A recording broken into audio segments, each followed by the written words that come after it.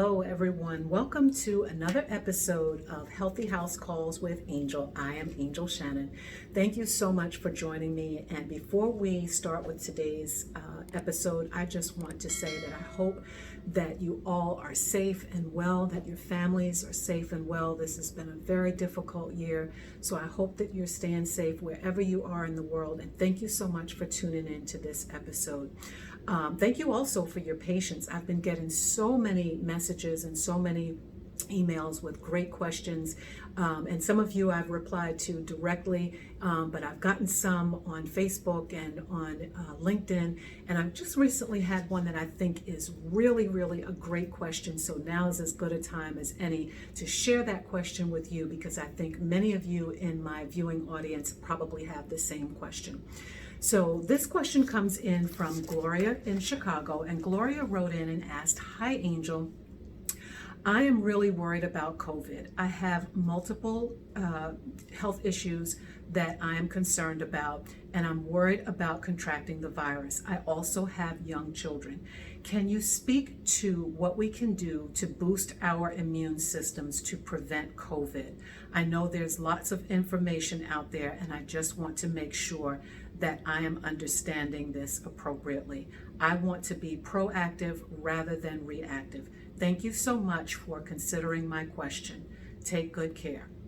Gloria, that is a wonderful question. Thank you for sending that in through Facebook to me. I think everyone on the planet is probably having the same questions, especially as we now move into the fall.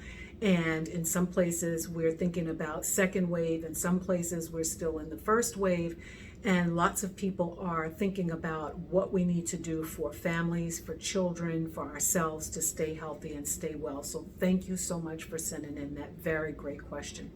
So I want to say this, before we talk about prevention, it's important to understand systems and how they operate. So there's systems throughout the body. There's your cardiovascular system, which is your heart, your pulmonary system, which is your lungs.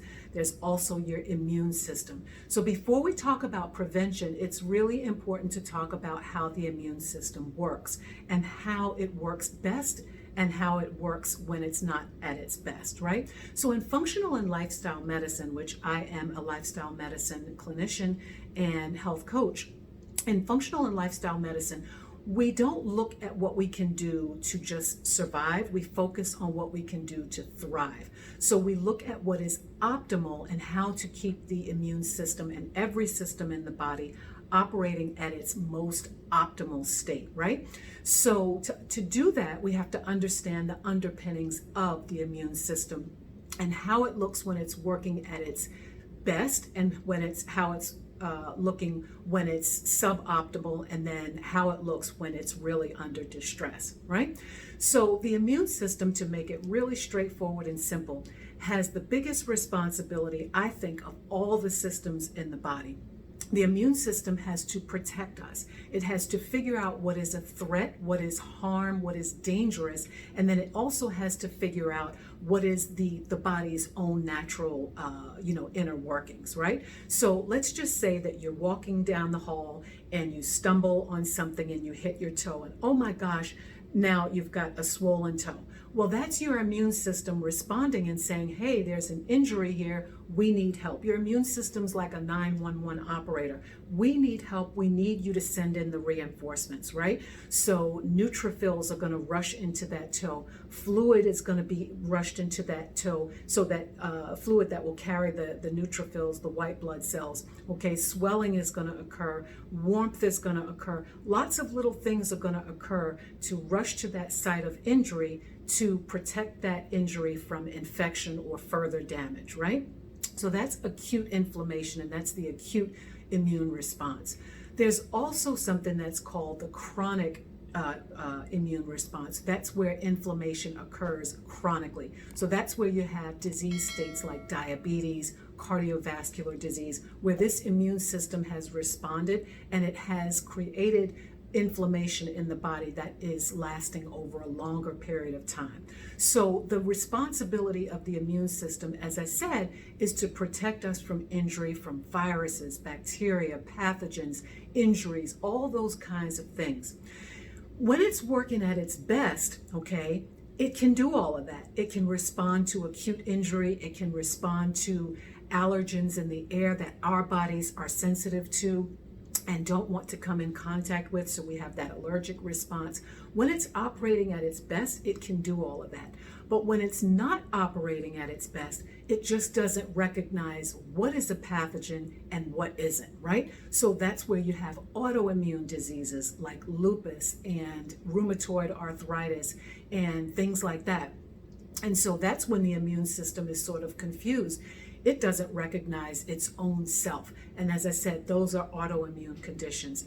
Now let's talk about things like COVID. And what we're really trying to understand with COVID is whether or not the immune system comes under attack and is just so overwhelmed by these viral particles, or is the immune system creating some hyper response where it comes in contact with these viral particles and now it's just completely on overdrive. It's doing above and beyond. It's doing the most, as we say, and going above and beyond and creating something called cytokine storm.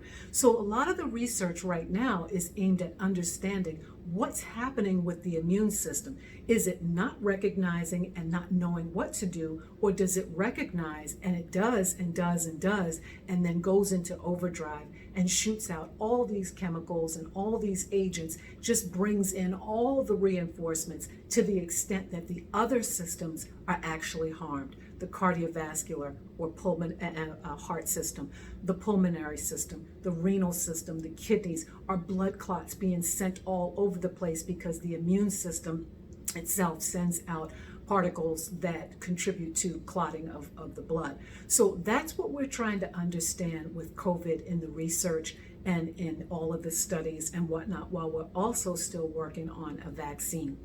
But here's another part of the immune system we also need to recognize, that the immune system is also governed by our genes and different genetic reactions, genetic predispositions and reactions of our genes. So there's something called gene expression.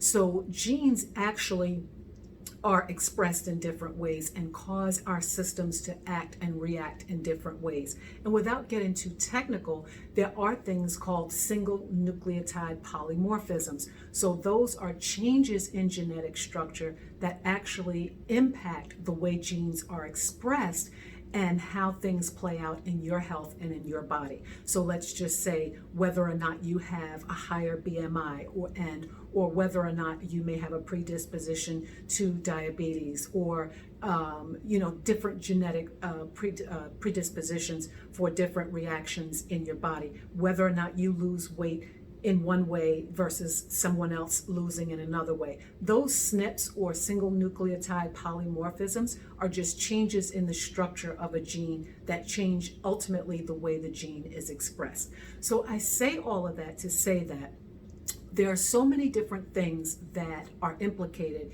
in immune health that it's really not probably good practice to think about boosting immune health before we understand what immune health is all about. And one thing I want to say too is that before we think about taking supplements and things like this, let's talk about building a foundation that supports good immune health and immune response in the first place. So where the question may have been about what can I take and what can I do, here are 4 tips that I want to offer you. And I've put together this acronym that I really want my listeners and viewers to always remember. Every single day of your life, you want to be taking your meds, M.E.D.S. So what does that stand for? The first letter is M for mindfulness. You can support your immune system by developing a good mind, body, or mindfulness-based practice.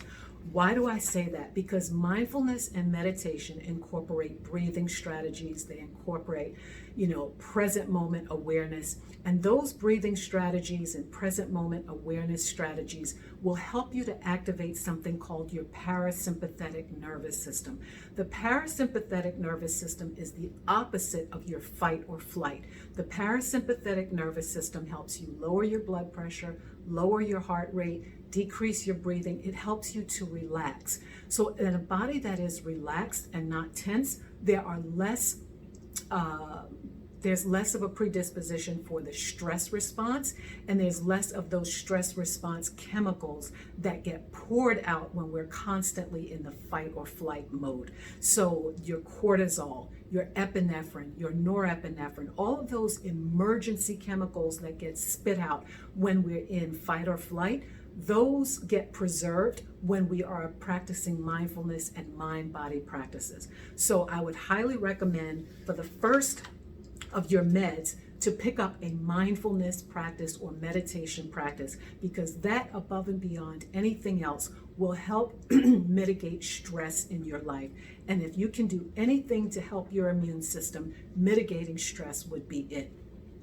The next letter is E for exercise. Movement, staying active, movement, getting the blood flowing through your body is important, but there's also another fluid in your body called lymph. And lymph is what is a passive fluid that gets moved through your body through passive movement, okay? So it doesn't get pumped through your body like blood, but lymph gets moved around with passive, more gentle movements. So when you're doing something like yoga and you're stretching, or doing something like Tai Chi, lymph gets moved through the body. Now, lymph is important because what does it do?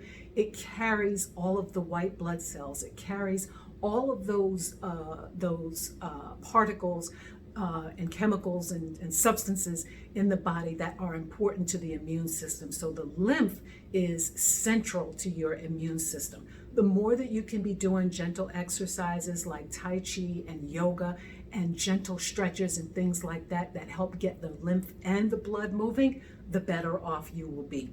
Exercise also helps to lose weight, helps to, just keep it's great for mental health, helps with stress as well. So I would highly recommend that you consider having a daily exercise practice. You don't have to be going about losing weight just to be exercising. Even if it's walking, if it's jogging, if you can create a home gym, if you can be doing, lifting, going up and down your steps. I mean, if you go up and down a flight of steps 50 times, that's a workout all by itself. I always say that you can get squats in if you're brushing your teeth, probably about 50 squats. So that's a tool also. So that second letter, E, it stands for exercise. D is for diet, nutrition. You really want to be tuning into your gut health right now more than any time ever. I highly recommend plant-based diet. You don't have to go full on vegetarian or vegan, but I highly recommend a plant-based diet because plant-based proteins provide essential amino acids, and they're the building block of muscle and a whole lot of other chemical reactions in your body that are absolutely necessary for optimal functioning. When I talk about gut health, I also talk about inflammation. So a plant-based diet is key to lowering inflammation in the body. And when I use the word diet, I don't mean dieting to lose weight, I mean your nutrition. So if you visit my website, sivahealthgroup.com, you'll see that I created just this summer a mindful meal planner. And I highly recommend you visit my website to grab that download, because becoming more mindful about what you're eating and creating a plan for your nutrition throughout the week is really important. Even though we're working from home, I know for myself, my snacking has definitely picked up. You're working from home, it's so easy to go down to the refrigerator and grab, a piece of cake or, a cookie or whatever. But being mindful about your meal planning will help you design strategies to mitigate that. So for me, when I'm using my mindful meal planner, I make sure that I've got healthy snacks in the house, like, healthy nuts. I love cashews. I love almonds. So I always have those on hand because I'm a snacker. So, and I know I'm going to snack. So if I know myself and I'm mindful and I'm paying attention to my own habits, then I'm going to create strategies to help mitigate those bad decisions. Because everything a friend of mine just told me the other day, everything that we put in our mouth is a choice, right? So we always have a choice about what we're putting in our mouth. More than we have a choice about anything else, we definitely have a choice to make about what we eat. So being mindful of your nutrition, what you're snacking on, your diet, that is absolutely key. And tuning into your gut health, to choose plant-based proteins and choose a nutrition plan that will help lower inflammation in your body is absolutely key. A person who I really, really admire, one of my personal gurus, Andrew Weil, has a ton of information on the anti-inflammatory diet. Highly recommend jumping over to his website. Andrew Weil, out in Arizona, just has done wonderful work in helping to help us understand the role of inflammation in the body and how to incorporate an anti-inflammatory diet into your lifestyle. And then the last thing is sleep. So M.E.D.S, the last letter here is S for sleep. Whoa, that is huge. And that's going to be a whole nother episode. But I will say this, there's a lot of detoxification that occurs in your body during sleep. If you are robbing yourself of sleep, and if you're up all night trying to do the all-nighter hustle and grind, cut it out.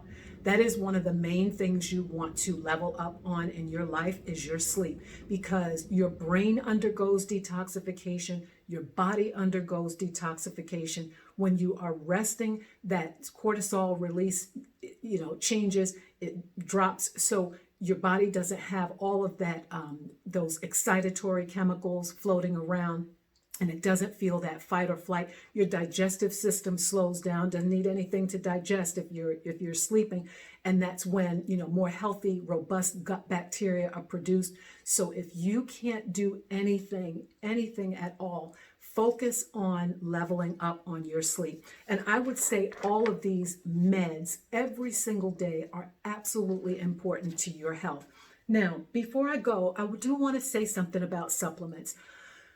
Supplements are only good to the extent that you're taking them for a reason, an identifiable reason. I'm not a fan of just taking things just for the sake of taking things.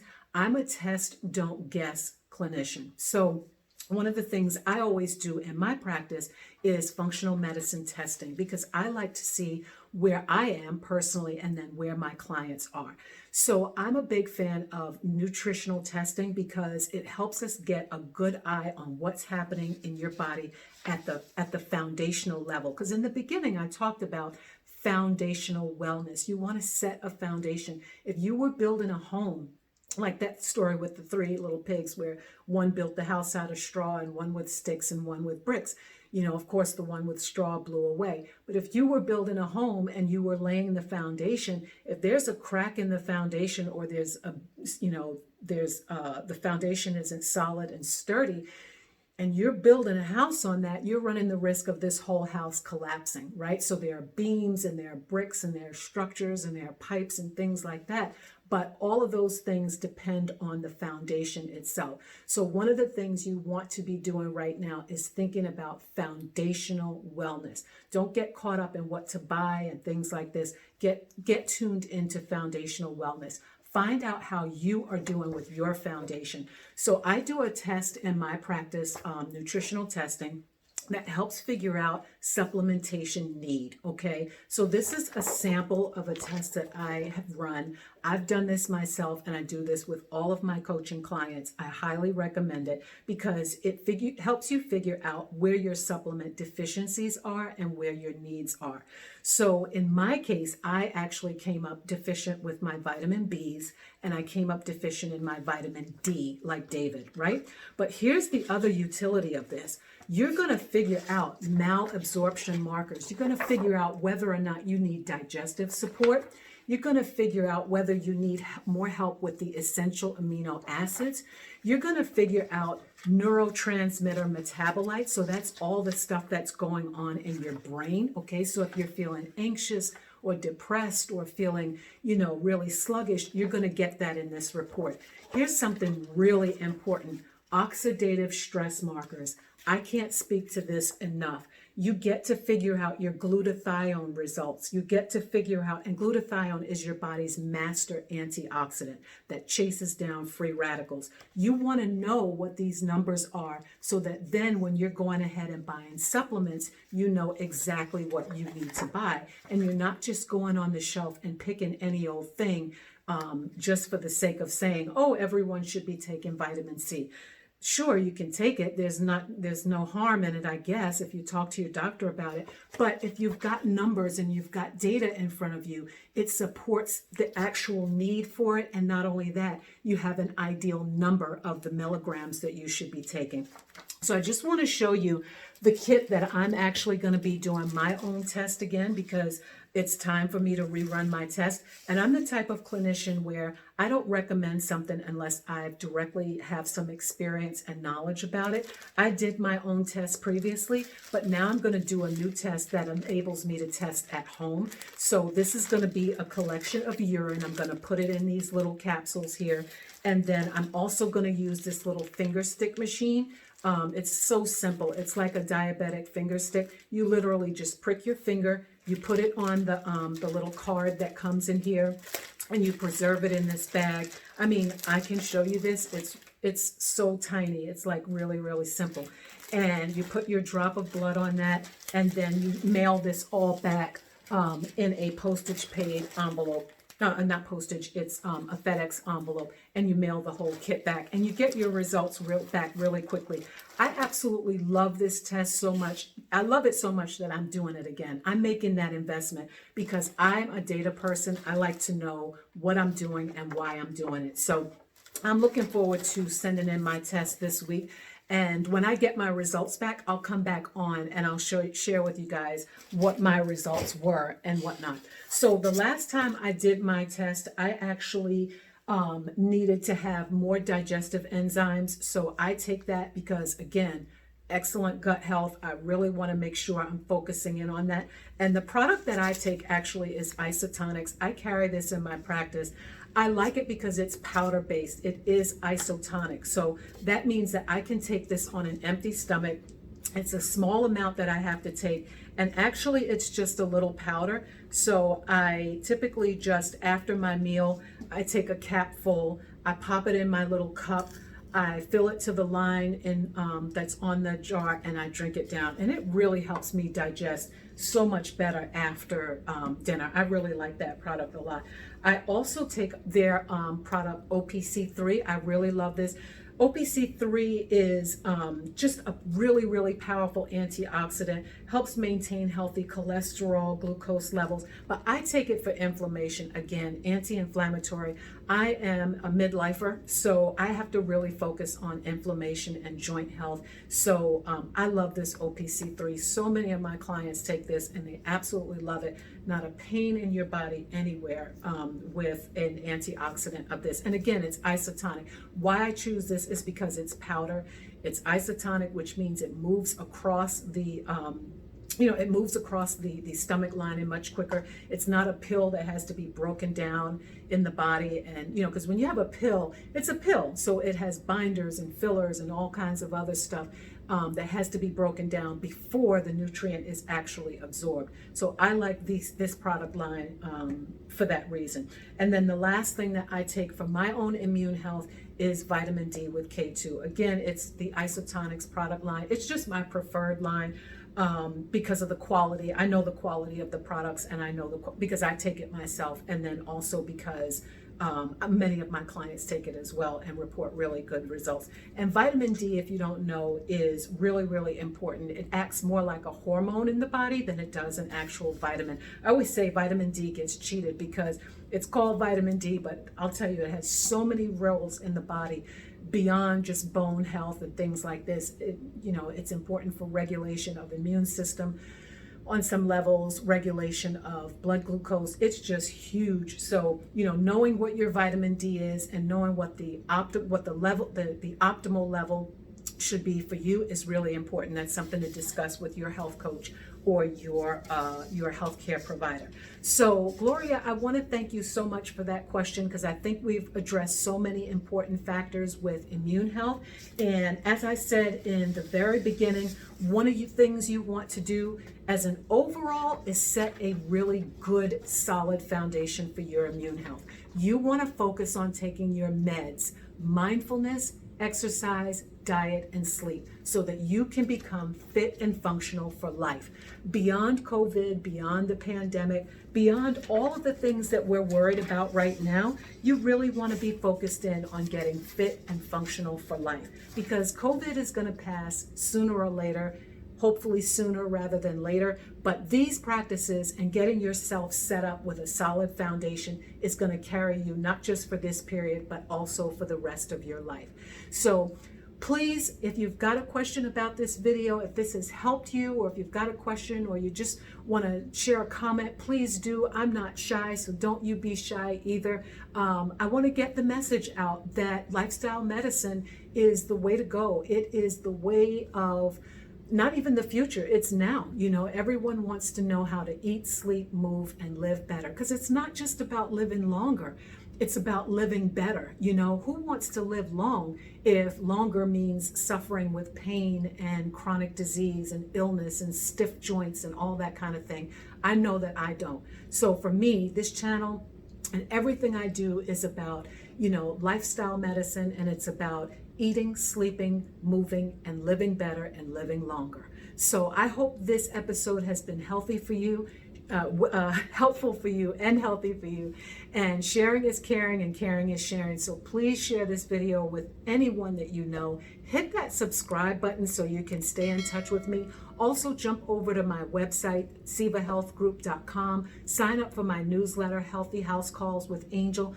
Follow me on Facebook. Facebook.com/Siva Health Group. You can find me there. Just stay in touch. Let me know how you're doing. Let's build the beloved community of lifestyle medicine. And more than anything, let's get fit and functional for life. You take good care, be well, and as always, be good to yourself. Bye-bye.